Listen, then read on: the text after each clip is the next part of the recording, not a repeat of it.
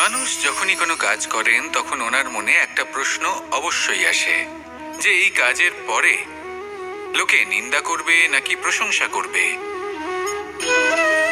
এই বিষয়ে ভাবতে ভাবতে ওনারা এটা বুঝতে ভুলে যান যে নিন্দা এবং প্রশংসার বিষয়ে ভেবে ওনারা নিজেদের একাগ্রতা এবং সমর্পণ দুটোই হারিয়ে ফেলেন।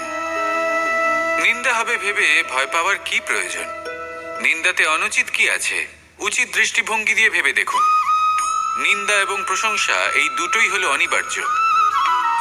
নিন্দা যখনই হয় তখন যে যাই বলুক না কেন, আপনি একটা সুযোগ লাভ করেন, একটা সুযোগ নিজের ভুল বুঝতে পারার। সেটা শুধরে নিতে পারেন, নিজের পথ বদলে নিতে পারেন আর সাফল্যের পথে অগ্রসর হতে পারেন। একটা শিক্ষা পাওয়া যায় এই নিন্দা দ্বারা। আর যখন প্রশংসা লাভ হয় তখন